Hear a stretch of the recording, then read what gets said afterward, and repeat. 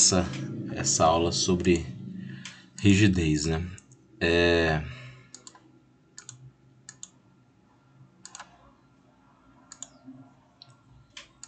eu ver aqui.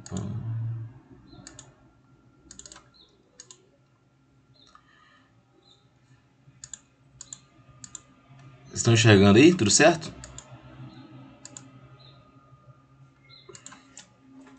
Então, galera, eu vou começar logo, né, para não perder muito tempo. Bom, ontem eu comecei falando com vocês sobre esse tópico que é a rigidez, né? Lembrando a conceituação da propriedade, como que a sua análise é diferente, né? Se a gente analisar metais, ou polímeros, ou cerâmicos, né? A rigidez, ela tem suas particularidades, né? Sobretudo em polímeros, né? Que é onde a rigidez ela pode ser um fator muito importante para a gente selecionar um polímero, né? Quando a gente fala dos polímeros, os elastômeros, né? Aquela classe de polímeros que tem capacidade de ter um grande campo elástico, né? Uma grande capacidade de deformação elástica. Em algumas situações é desejado que a gente tenha essa característica. Eu falei muito de polímeros, né? Passei por alguns exemplos, né? Finalizei a aula falando sobre realmente um projeto limitado pela deformação elástica. Eu disse para vocês que em alguns casos a gente ter como critério para seleção uma quantidade de deformação elástica é algo importante, né? Um critério para a seleção de materiais, né? A quantidade de deformação elástica, né? Até representado pela deflexão, né? A deflexão máxima, como eu comentei aqui nesse exemplo do tanque, beleza? Que na verdade a ideia é substituir o fundo do tanque por outro material, né? Mas enfim, essa análise aqui, como eu disse para vocês, ela é muito subjetiva ainda, né? Aqui não foi usado aquele procedimento de seleção que a gente viu lá no início do curso. Mas enfim, né? Quando a gente fala de seleção em relação à rigidez, a gente pensa sempre nessa questão de deflexão máxima, né? De a gente limitar aquela deformação no campo elástico. Isso pode aparecer sob diversas formas aí dentro da seleção de qualquer máquina. Agora vamos ver a seleção baseada em forma, né? Seleção de materiais e forma. Né? Eu até comentei aqui ontem com vocês que muitas vezes em mecânica dos materiais vocês lidavam com algumas expressões que aparecia o E vezes o I, né? Que é a rigidez vezes o momento de inércia. Né? A gente já viu como é que a rigidez ela influencia no projeto, né? É algo importante, é uma propriedade importante. Só que o I, que é o momento de inércia, ele não é uma propriedade, né? Propriamente dita. Né? É um parâmetro que a gente utiliza aí muitas vezes em mecânicas dos materiais, que está relacionado à forma do material. Né? A gente sabe que para calcular o momento de inércia para uma seção transversal circular de uma maneira, retangular de outra maneira, triangular de outra maneira. Então cada forma tem um momento de inércia diferente associado. Portanto, de certa maneira, a gente consegue associar a forma à resistência mecânica. Né? E a forma ela aparece como um fator importante porque dependendo da forma a gente pode ter efeitos, né, no quesito de seleção até mesmo na perda de peso. Né? Por exemplo, se eu tenho uma situação onde eu tenho duas opções que me dão a mesma resistência ou resistência similar, um tubo, né, ou um material que é um cilindro maciço. Né? Se eu usar o tubo, né, eu vou ter obviamente uma perda de peso muito grande, né, em relação ao cilindro maciço. Então a ideia é pensar, tentar otimizar a questão da forma aqui, pensando também nas características mecânicas do material. Então, traduzindo isso que eu já adiantei, o processo de seleção ele vai englobar também a forma, né? Se vai ser uma chapa, um perfil extrudado, um perfil sólido, né? Por isso que é importante a gente conhecer os vários produtos, vários diferentes produtos metalúrgicos que temos disponíveis no mercado. Né? Também conhecer a capacidade da gente realizar essas formas, né? Via os processos de obtenção que a gente viu lá na aula de seleção de processos. Né? Sabemos que existe bastante interesse, né, em fazer seleção de materiais, tendo como critério um aumento de rigidez e redução de peso, né, e aí a forma pode entrar de maneira a otimizar isso, né. Aqui temos dois exemplos de seções transversais, né, com as mesmas áreas circunscritas, né, mas com as formas de seções de trabalho diferentes, né. A mesma área circunscrita, né, a área de fora é igual, né, que seria aqui 15 unidade de área, né, acho que bota aí que é centímetro quadrado. E vocês podem ver que diferente que mudando a forma a gente vai ter propriedades diferentes, né? Pode ver que o momento de inércia muda, a área vai mudar aqui também. Para a mesma área circunscrita nós podemos ter várias formas, né? Isso aqui vai mostrar como que essa imagem aqui, na verdade, né, que eu estou mostrando diferentes formas aí com diferentes valores de momento de inércia, isso só evidencia o quão importante é o momento de inércia em projetos controlados por deflexão. Quando fala de deflexão, a gente pensa na rigidez e pensa também no momento de inércia.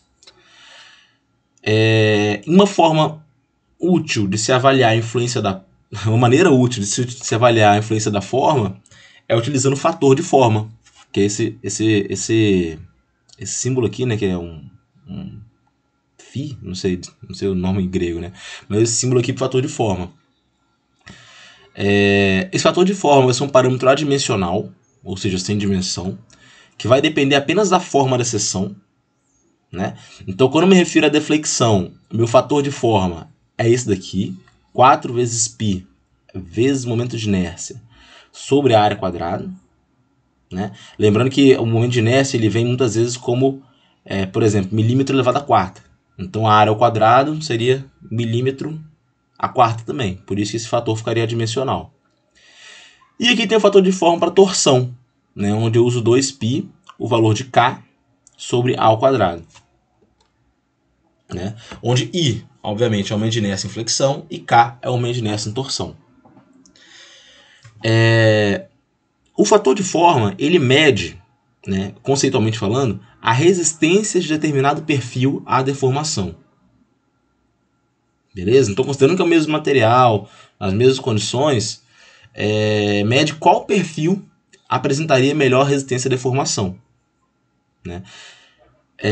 Nesse exemplo anterior, a gente sabe que a seção B, né, que é a seção I, né, ela tem um fator de forma igual a 5, enquanto no exemplo, na figura A, que é só o retângulo, tem um fator de forma igual a 1. Né, o que indica que a seção B ela suporta uma carga 5 vezes maior com a mesma deflexão e o mesmo peso.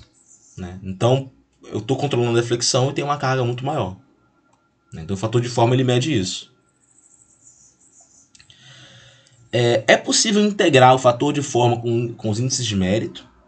Né? Aí tem essa expressão aí, né, que novamente a gente volta lá em mecânica dos materiais para deduzir. Mas é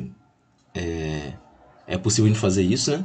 A gente tem aqui a força sobre a deflexão, já me tem uma rigidez aqui associada, que vai ter essa fórmula 384 EI sobre 5L ao cubo, que também veio lá da mecânica dos materiais, né? O RD, que no caso é a rigidez da barra, o R0 é a rigidez da seção circular. Né? Enfim, eu não vou perder muito tempo aqui, mas a ideia é a seguinte, né? É a gente conseguir reduzir o fator de forma. Né? Como eu já apresentei para vocês a fórmula antes, né? O fator de forma para deflexão é 4πi sobre A ao quadrado, enquanto o fator de forma para torção, 2πk sobre A ao quadrado. Então, um perfil com um fator de forma igual a 4 será 4 vezes mais rígido que um perfil circular de área equivalente. Né? O significado é esse, né, do fator de forma. Então, para um perfil qualquer, eu calcular o fator de forma, calcular, sei lá, 2, quer dizer que ele é 2 vezes mais rígido que um perfil circular da mesma área. Né? Para o mesmo peso, mesmo desempenho.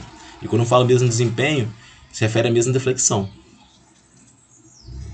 Né? Então é um ponto. Isso aqui na verdade é só a maneira como a gente a gente deduz esse fator de forma, né? Aqui novamente estão as fórmulas, né? Então tá bem claro.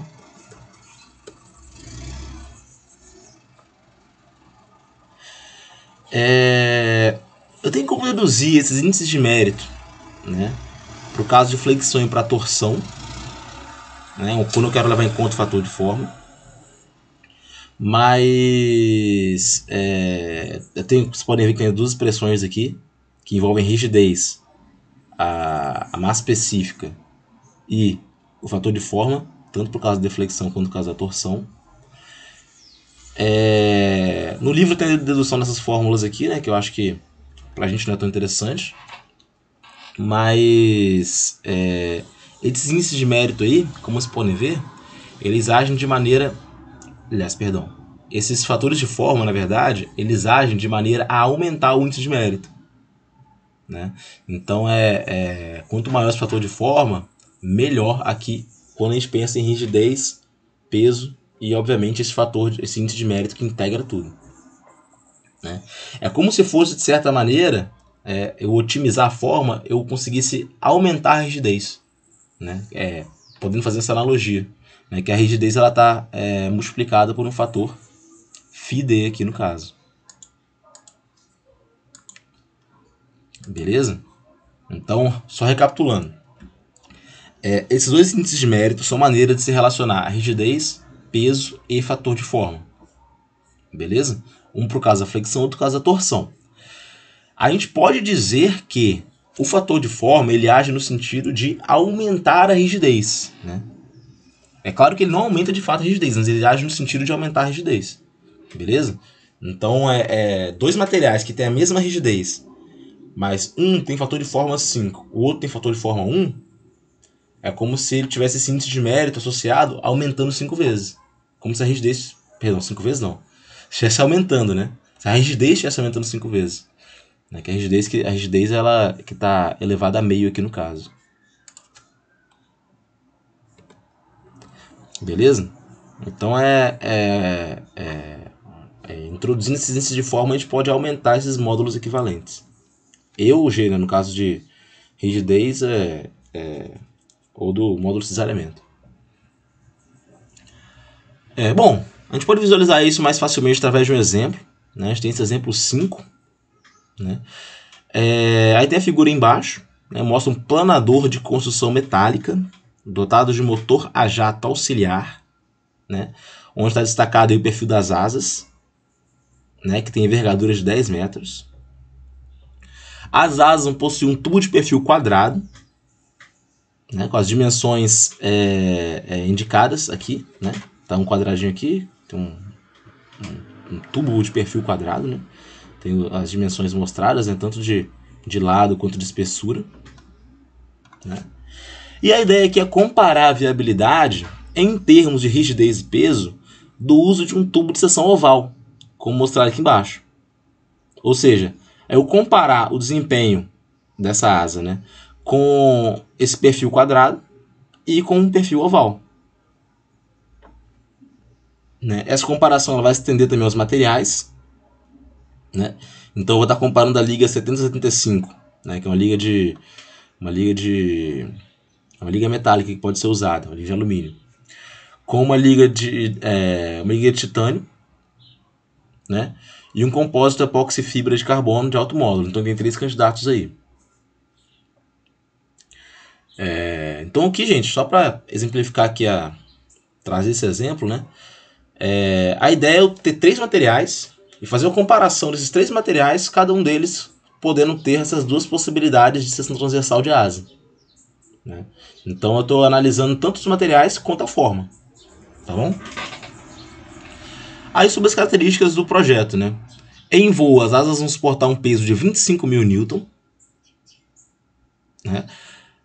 Considerado a massa do avião, uma aceleração vertical igual a 3G. 3 vezes a gravidade. Para simplificar o problema, a gente pode reduzir ao caso de uma viga carregada no centro, né, que é o peso do planador, piloto e combustível, e apoiada no centro de pressão das asas. Algumas hipóteses que podem ser assumidas para facilitar a modelagem aí do problema, né?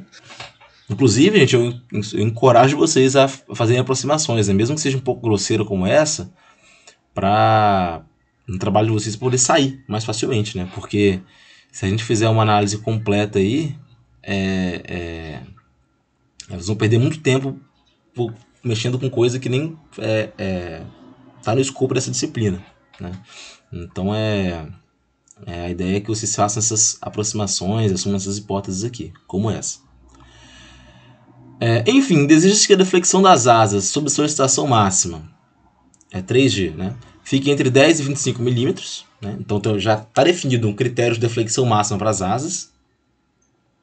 E supõe-se que os centros de pressão sejam localizados a meio comprimento de cada uma das asas, distando cerca de 6 metros um do outro, né?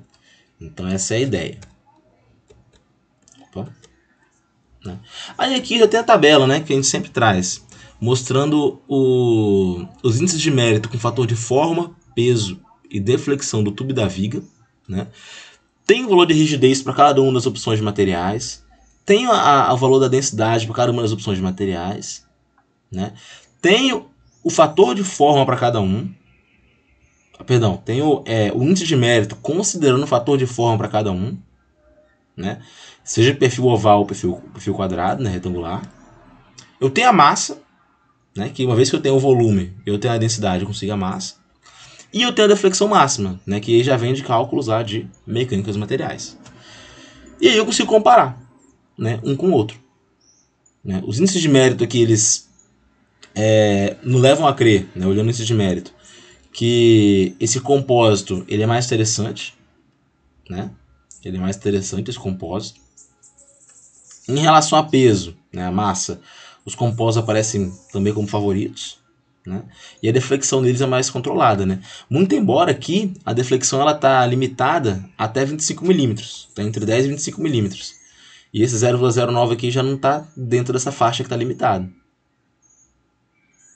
né? Então talvez para esse caso aqui a liga de titânio seja mais adequada, né? Já que as deflexões para ambos os perfis está entre 0,10 e 0,25 milímetros. Metros no caso, né? Porque 10 e 25 milímetros, né? Aliás, deixa eu ver, aqui tem milímetro e aqui tem metro, né? Então na verdade, acho que isso aqui tá errado, inclusive, nessa tabela. Mas enfim, a ideia aqui é organizar esses dados e comparar os perfis, né? Óbvio que o que vai diferenciar um perfil do outro vai ser, inicialmente, o fator de forma. Na hora do cálculo da massa, vai ter uma diferença, óbvia, né? Porque o perfil oval não vai ter a mesma massa que um perfil retangular, né?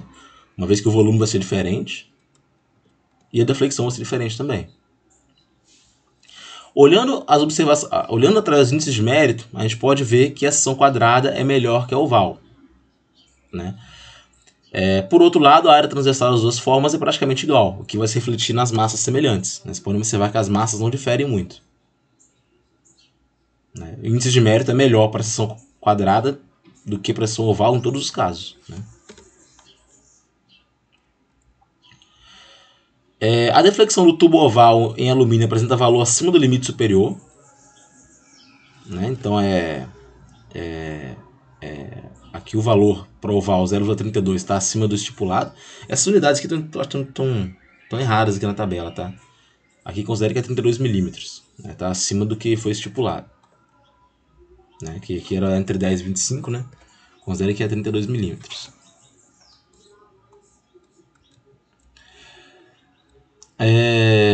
A liga de titânio deve ser eliminada devido ao seu peso excessivo, né? Então você pode ver que a liga de titânio ela que tem o maior peso de todas, né? O que já era esperado, já que a massa específica delas era muito grande, né? Quase o dobro de alumínio, né? E mais que 3 vezes aí, quase 3 vezes, né? A do compósito. Resta como melhor opção então o compósito em fibra de carbono, né? A pouca diferença de peso entre as duas formas não permite por si só escolher uma, né? A gente pode ver que tem uma diferença de peso muito pequena entre a forma oval e a quadrada para o compósito de carbono, né?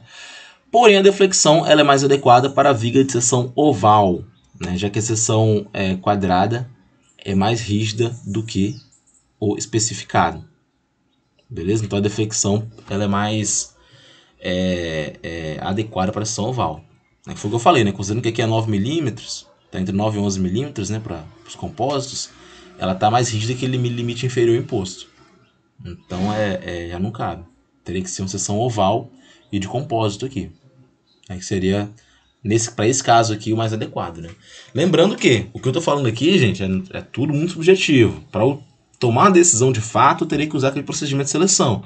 Eu definir um peso para cada critério desses e usar aquelas fórmulas que eu mostrei para, enfim, chegar a uma conclusão numérica assim, que diz qual que é mais adequado.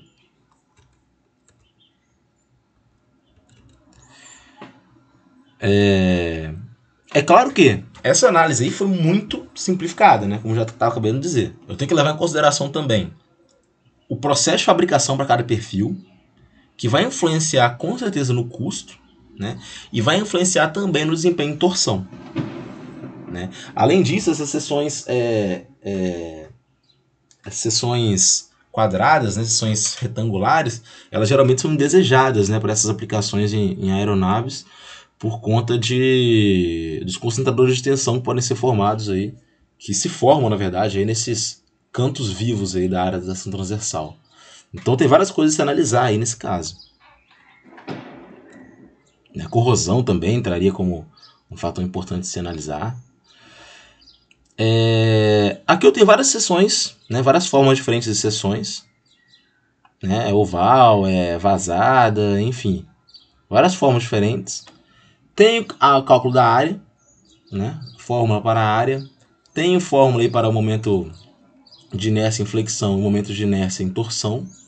E eu tenho o fator de forma para deflexão e para torção. Nós podem ver que isso aí tudo pode ser calculado em relação aos parâmetros. Né? Então isso é algo tranquilo de se fazer. Né, para essas formas aqui.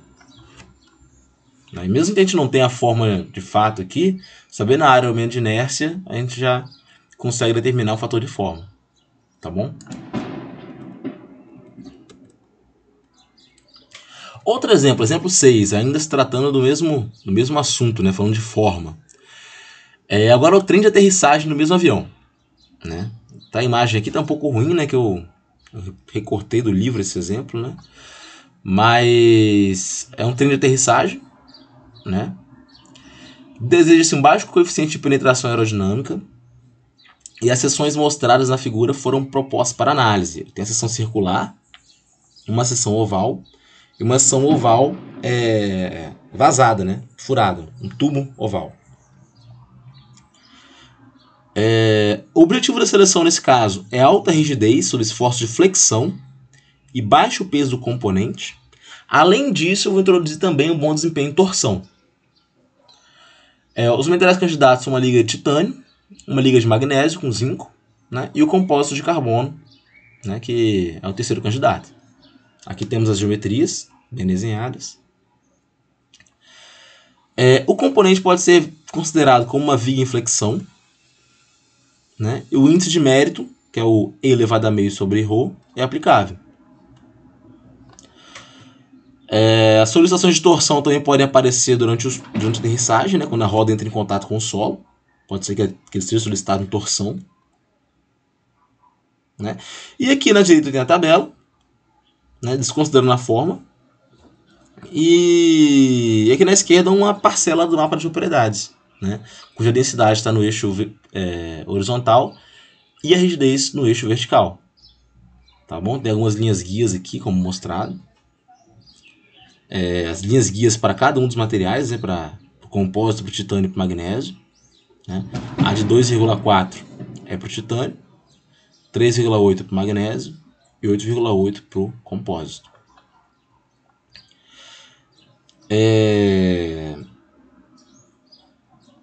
Então aqui está bem colocado. Aqui na tabela tem a rigidez, né? Tem o módulo de cisalhamento, que é importante para a torção, né? Tem a massa específica e tem os 2 índices de mérito, aquele para flexão e aquele para torção. Beleza? E as 3 ligas aí na tabela. Isso aí desconsiderando forma, né? Então já pode ver que em relação ao índice de mérito, o composto se destaca, né? Em relação aos dois índices de mérito, em relação ao peso também, apesar de estar bem próximo do peso da liga de magnésio. Né? Então a superioridade do compósito é nítida. Né? A liga de titânio ela vai ser inferior a todos os tipos de compósitos, né? Como mostrado aqui. Né? As ligas de magnésio, as ligas de alumínio também, sendo superior apenas aos do aço. Né? Então o titânio está aí, mas a gente já sabe que ele é um dos menos favoritos aí a esse material, a essa aplicação. Né? Excluindo a liga de titânio da análise, a gente encontra o fator de forma para os materiais restantes. Né? Então aqui vocês podem ver que a gente tem uma outra tabela, né? Considerando as três geometrias, né? Tanto para a liga de magnésio quanto para a liga de carbono. A gente pode considerar, como eu falei, que nós vamos ter uma nova rigidez e uma nova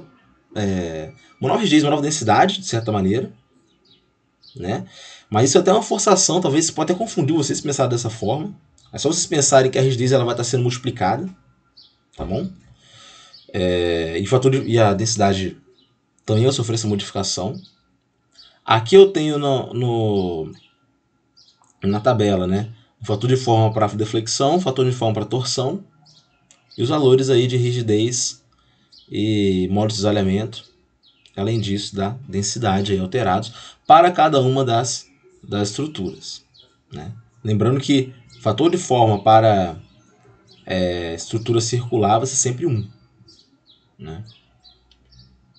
Então vocês podem ver que a oval, só olhando aqui para a tabela, né, que tem valores menores que 1 de fator de forma, ela já me dá uma ideia de que a resistência é pior do que a circular normal. Né? Porém, a oval vazada, né, um tubo oval, tem fator de forma mais favoráveis nesse sentido. Né? A ideia é visualizar essa questão de mudar a modularidade, mudar a densidade. A ideia é visualizar como que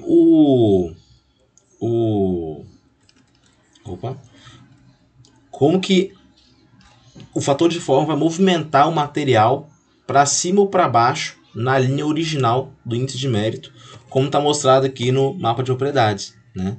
Essa introdução do fator de forma na análise vai movimentar essas linhas, né? Para cima ou para baixo. Beleza? Então é um ponto a se levar em consideração. Né? O fator de forma modificar essa análise. Tá? Mas eu recomendo assim, que vocês, ao analisar fator de forma, não misture muito com deslocamento do ponto do mapa de propriedades, que eu acho que, pro ponto de vista de aplicar aquele procedimento, não é tão útil. É mais interessante aplicar o fator de forma lá no índice de mérito e analisar o resultado de maneira mais fria. Beleza? Igual a gente fez aqui no caso da asa, né? Você pode ver que o próprio índice de mérito já está considerando o fator de forma. Então não tem que pensar onde se deslocou o mapa de propriedades. Né? Mais interessante é eu simplesmente introduzir o fator de forma aqui.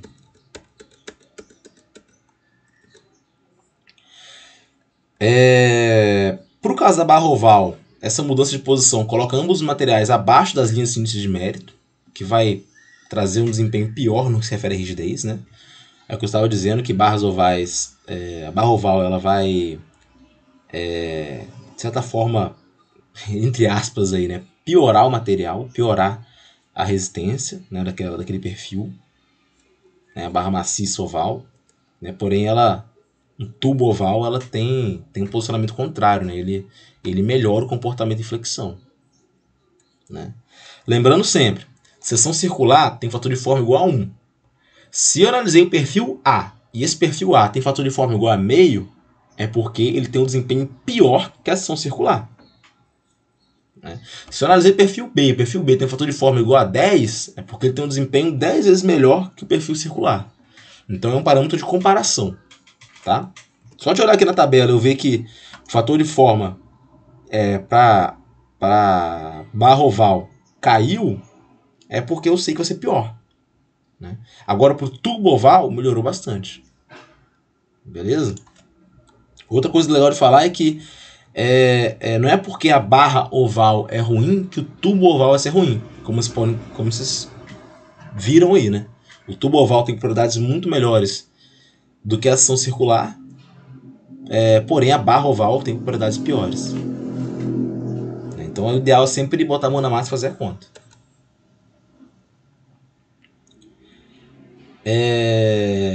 Então, em ordem de melhor para pior, a gente tem o tubo de seção oval. Em seguida tem a barra circular, seção circular. Em terceiro lugar, para esse caso aqui, um perfil sólido oval. Né? Essas formas vão ocupar a mesma ordem de preferência no que diz respeito à rigidez em torção. Né? Embora o sólido oval ele comporte-se similarmente ao perfil sólido circular, como está mostrado aqui, em torção é bem parecida, 0,81, né? Tá próximo, pelo menos estão próximos. Né?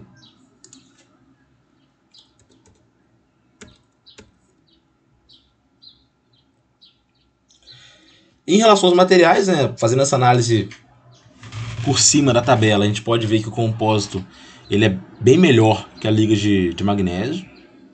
Né? E vocês vão ver aqui que em várias aulas, vários critérios diferentes, eu vou abordar.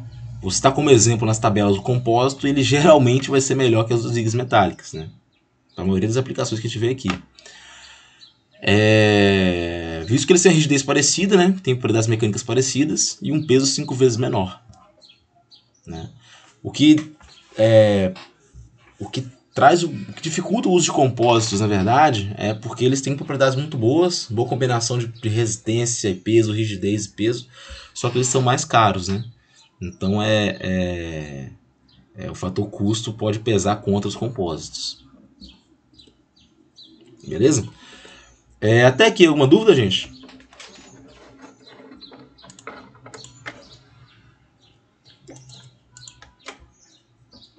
Bom, vamos lá então. Molas. Né? Quando a gente fala de critério de deformação elástica, né, critério de limitar a deflexão, é inevitável que a gente fale de molas. Né? Quando fala de deflexão, na verdade, né, a primeira coisa que a gente pensa é mola, que vai deformar elasticamente e voltar à sua posição original. Né? Então a mola mecânica ela pode ser definida como um componente elástico cuja função é defletir sem deformar sob carga. Então ela vai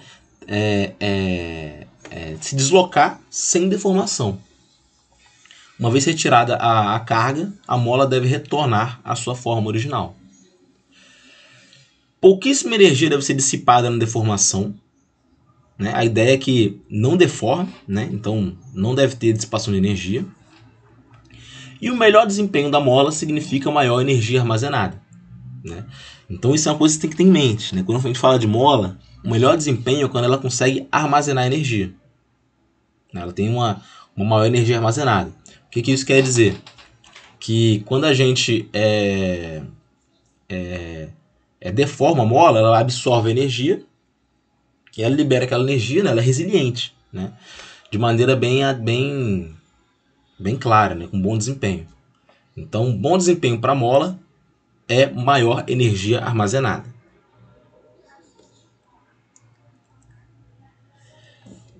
Aqui tem dois valores aí para representar essa energia armazenada, né? Onde C uma constante vai depender do tipo de mola. Né? A gente tem ali o valor de tensão ao quadrado sobre a rigidez, né? Ou a rigidez associada também ao peso. Né? Então a gente pode ter essa energia armazenada, que é o seu valor de U, ou energia armazenada por unidade de massa da mola. São dois parâmetros que a gente pode usar como índice de mérito, quando se fala de mola.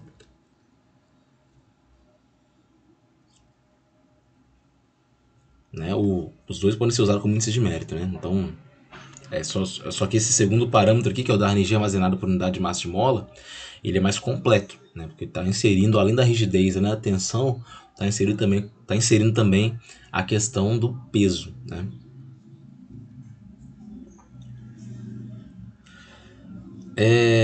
Aqui eu tenho esse mapa de propriedades, né, mostrando uma análise de módulo e resistência, né?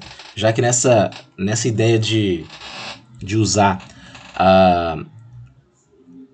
essa razão entre a tensão ao quadrado, né? A tensão que geralmente é associada à tensão do escoamento,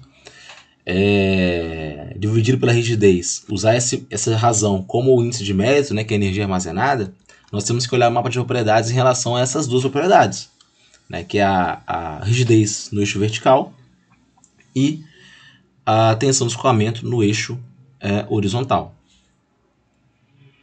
Beleza? Está mostrado aí. Né? Aqui novamente, né, no próprio livro tá ruim, mas é a tensão do escoamento sobre a rigidez vai ser igual a C, ou a tensão do escoamento elevada a 3/6 sobre a rigidez igual a C. Você vai mudar a ordem aí dos parâmetros, né? É importante falar que eu estou falando de tensão do escoamento, mas pensando em metais, né? Metais e polímeros. Para cerâmicas e vidros eu posso usar resistência à compressão, né? Para elastômeros eu posso usar a tensão de rasgamento, né, em tração, né? Em compostos eu posso usar a tensão de ruptura, né? Aqui na parte superior esquerda é onde eu tenho o mínimo armazenamento de energia por unidade de volume, né? E aqui na direita embaixo tem o máximo armazenamento de energia por unidade de volume, né? Vai flambar antes de deformar. Aqui esses materiais mais à esquerda vão sofrer uma deformação antes de flambar, né? Então, obviamente, como eu falei, a ideia da mola é armazenar energia, né? Opa, tá aqui. Melhor desempenho é maior energia armazenada. Então, nesse mapa de propriedades aqui, os materiais que melhor armazenam energia são esses que estão mais próximos do canto inferior direito, né? Obviamente, eles são os melhores materiais para se utilizar em uma mola, né? Essas linhas guia tensão ao quadrado sobre rigidez podem ser usadas para comparar materiais dentro do mapa, da mesma maneira que a gente usou aquela de rigidez sobre massa específica, né? E, bem, em relação a molas é isso, né? Acredito que no projeto de vocês, pensando aqui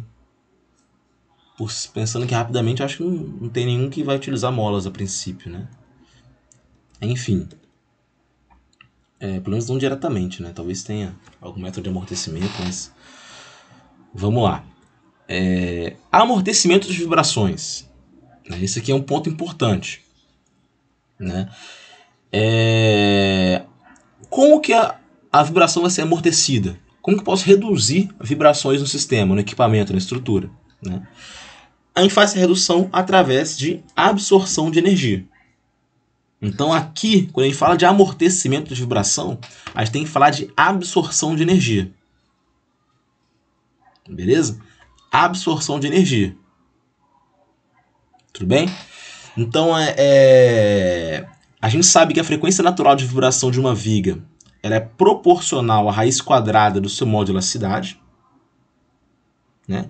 E isso vai sugerir uma primeira correlação entre a capacidade de amortecimento e propriedade material. Então essa parte de amortecimento de vibrações acaba entrando aqui nessa aula sobre rigidez, porque é através da rigidez que a gente vai começar a associar características de vibração com propriedades materiais. Uma grandeza útil para se definir a capacidade de amortecimento é o que a gente chama de coeficiente de perda, né? Que para valores menores que 0,01 é equivalente à razão de energia U dissipada por ciclo pela energia desse ciclo. Então é basicamente o quanto que eu dissipei de energia em relação à energia do ciclo, né? Esse é o coeficiente de perda. Beleza? Quando a gente pensa em amortecimento, a gente tem que pensar nesse coeficiente de perda.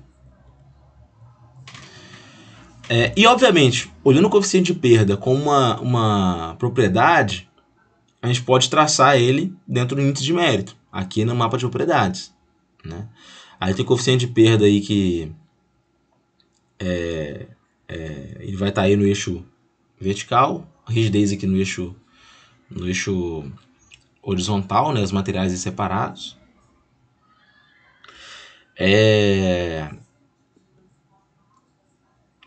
Quando se fala desse coeficiente de perda, é importante a gente definir também o que a gente chama de efeito termoelástico, que é a mudança de temperatura resultante da contração ou distensão de um material elástico. Isso é até a gente pode até perceber isso, não sei se vocês já perceberam isso, até mexendo mesmo com algum tipo de material. Mas algumas vezes, quando a gente distende muito o material elástico, ele pode ficar um pouco mais quente no meio. Isso é o que a gente chama de efeito termoelástico. Não sei se vocês já repararam isso, né? Pegar aqueles elásticos aí sei lá, de exercício físico, funcional, não sei. Se a gente esticar bastante, pode ver que pode ficar um pouquinho quente no meio. Tá certo que a gente medir isso com a mão é um pouco exagerado, né? Mas é o que a gente chama de efeito termoelástico. É uma mudança de temperatura induzida por uma variação aí de comprimento do material elástico, né? Por uma deformação elástica. A linha tracejada aqui, ela mostra o valor máximo de amortecimento de origem termoelástica e indica a relação inversa entre o coeficiente de perda e rigidez. Essa linha tracejada aqui.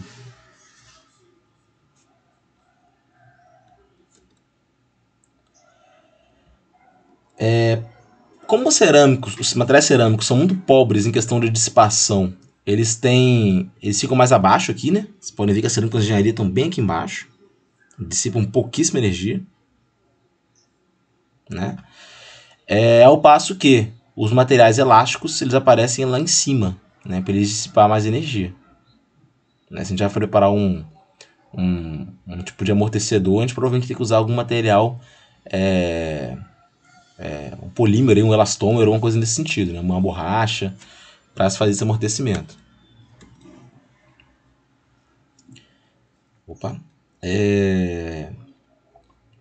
Os materiais poliméricos têm uma proporcionalidade ali entre coeficiente de perda e rigidez.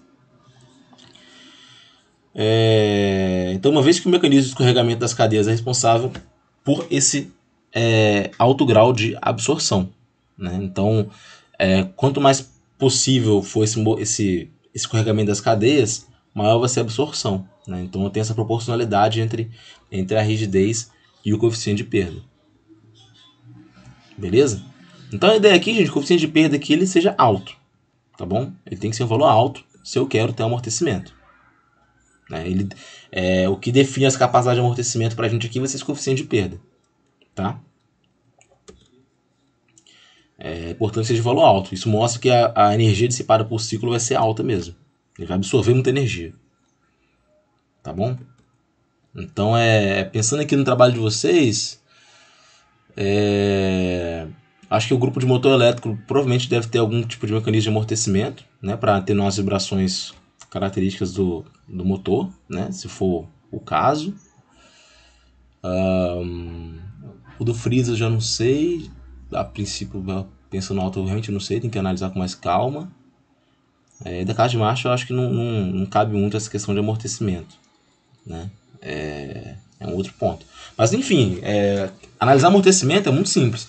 Não sei se vocês lembram, na aula de procedimento de seleção, eu até mostrei uma tabela que um dos fatores, um dos critérios de seleção para aquela aplicação específica era o coeficiente de perda.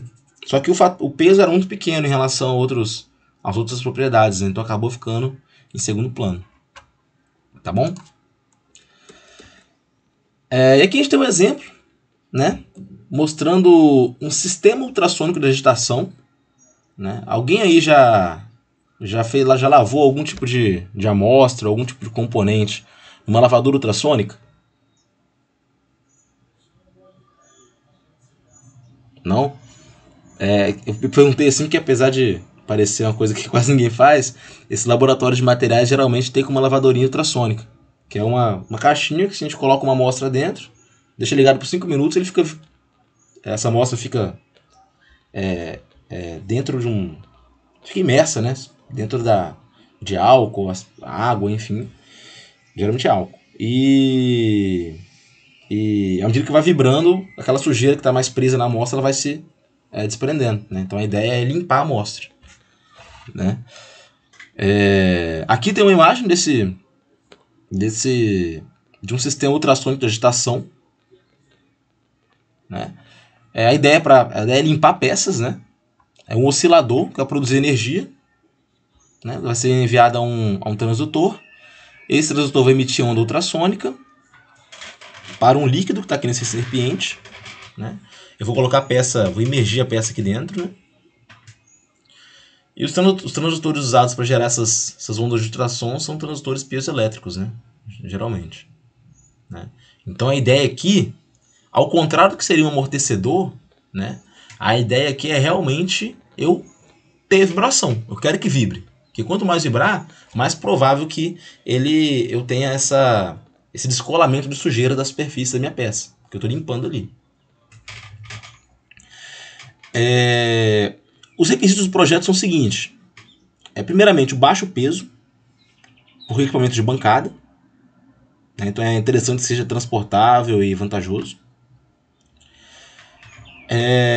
Frequência natural abaixo da de trabalho, para evitar a ressonância do sistema. É um outro parâmetro a se avaliar. O gabinete externo, nessa parte externa aqui, não é interessante que ela vibre muito, né? Porque não tem motivo dessa parte de fora vibrar. Pode ser até danoso, porque o próprio aparelho pode acabar andando de um lado para o outro, querendo cair. Então a parte externa não pode vibrar. Então tem que ter uma alta atenuação de vibração na parte externa.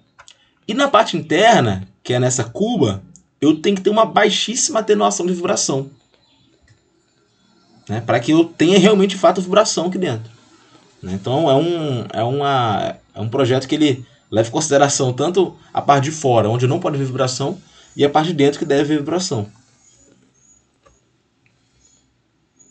né? Requisitos 1, 3 e 4 são resolvidos facilmente quando a gente compara materiais em termos de densidade e do coeficiente de perda, né? Baixo peso, frequência natural baixa e baixa atenuação. A gente pode... baixo peso, alta atenuação e baixa atenuação são fatores que a gente pode avaliar só com a coeficiente de perda e a massa específica, né? A análise do requisito 2, que é esse requisito da frequência natural está abaixo da de trabalho, né? É mais complicada, né? É importante, isso que é muito importante, né? Que a frequência natural esteja abaixo da de trabalho para evitar ressonância. Não sei se vocês já viram aí. Toda vez que alguém fala de ressonância na aula de vibrações, né? Sempre falo do exemplo de pontes que podem sofrer ressonância. Então elas vão vibrar numa frequência natural. Vai parecer que elas estão meio...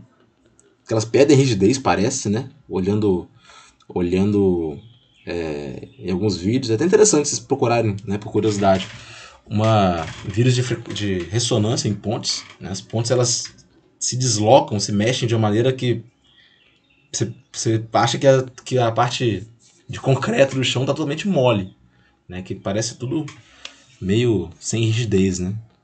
Aparentemente. Então é importante que ela não vibre com a mesma frequência natural, né? Enfim, analisar esse requisito 2 é mais complicado, que eu tenho que determinar um índice de mérito relevante para isso. E para isso temos que usar a teoria de vibrações, né? Em se tratando de vibrações, eu tenho essa expressão aqui, que eu até mostrei lá no início do slide, lá na aula de ontem, né? Como uma maneira de se calcular a rigidez, né? Uma expressão que relaciona vibração com rigidez e etc. E aqui, através dessa expressão mesmo, eu posso tirar o rigidez sobre o ρ elevado a meio como índice de mérito responsável por eu controlar esse requisito 2 do projeto, né? Então aqui já está tudo tabelado. Eu já tenho 6 candidatos, eu tenho a densidade dos 6, eu tenho o coeficiente de perda para os 6, né? E enfim, né? Aqui temos também o índice de mérito relacionando rigidez com a densidade. Tudo bem definido. Ah tá, gente, aqui tem uma observação interessante, que para ligas de magnésio e alumínio aqui nessa tabela, o valor do coeficiente de perda ocupa uma grande faixa de possibilidades, né? Quando vocês se depararem com situações como essa, é interessante que vocês peguem valores intermediários, tá? Valores médios, tá? Mas para finalizar aqui nossa análise.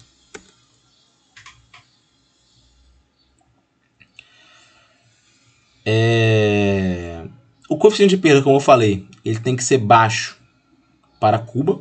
Eu não quero que tenha perda, eu quero que vibre muito lá na cuba, na parte interior, e eu quero que vire pouco na parte de fora, que é do gabinete, né?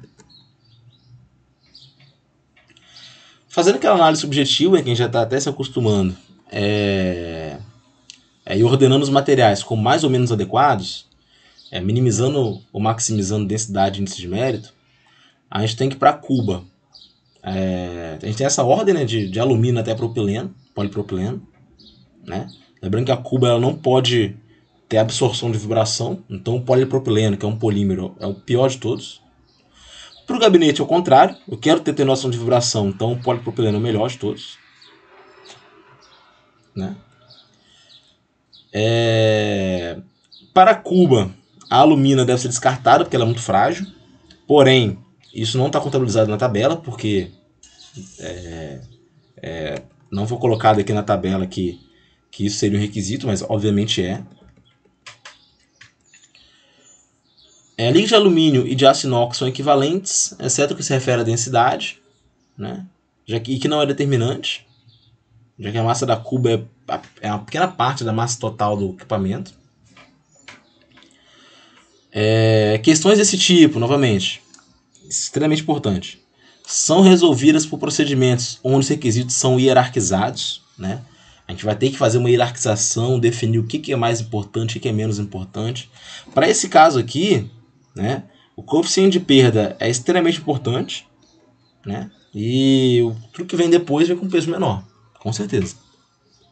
Lembrando que, para fazer o procedimento de seleção também, nós temos que igualar as propriedades. Vamos variar de 0 até 100, né? Sempre, para que tenha o mesmo parâmetro aí quando for colocar o peso. Então, por exemplo, a densidade. O ácido inoxidável, que é o maior deles, 304, se é 8, eu vou passar para 100. Né? E aí aquele que é 0,9 vai ficar com um valor equivalente, proporcional.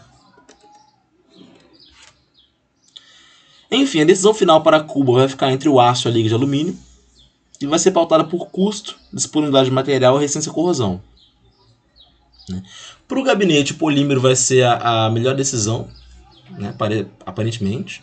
Né? Tem que fazer o procedimento para constatar isso numericamente. E mesmo escolhendo ligas de magnésio extremamente dúcteis, o seu valor de atenuação não é superado. O polímero, então, ele é muito vantajoso nesse sentido de atenuação de vibração. Ele é vantajoso em relação ao aço no que se refere a peso. E o polímero tem custo intermediário entre a liga de magnésio e a liga de aço, né? Que a gente pode usar para descartar o magnésio. Dessa maneira, a escolha final parece apontar para os polímeros, né? Que são os materiais, a classe de materiais mais interessante aí quando se fala de absorver vibrações. Tá bom? Mas enfim, gente, a parte de rigidez era isso. Fazendo agora um apanhado geral da aula. O que é importante de verdade? Eu falei muita coisa aqui que muitas vezes vocês podem não utilizar no trabalho. O que é importante vocês saberem? Definir quais componentes que esse critério de deflexão máxima vai ser um limitante. Que vai ser algo que eu tenho que levar em consideração, que eu tenho que dar um peso alto na análise. Né? E por quê? Tem que justificar, né?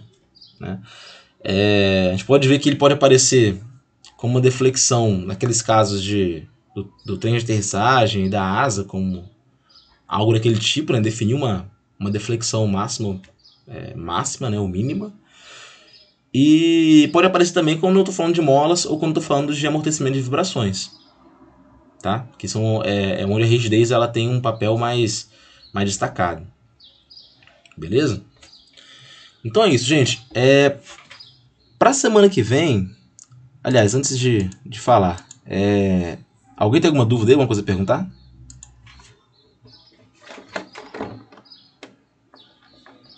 Não?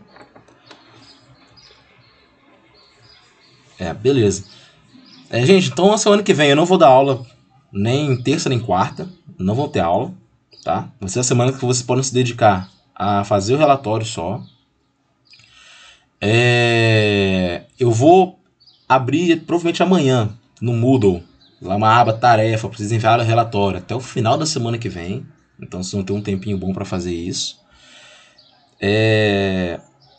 Lembrando, é importante, vocês não precisam citar nada numérico por agora. Eu quero que vocês façam uma análise um pouco mais por cima, né? Quais componentes eu tenho que me preocupar com rigidez? Quais componentes eu tenho que me preocupar com deflexão máxima?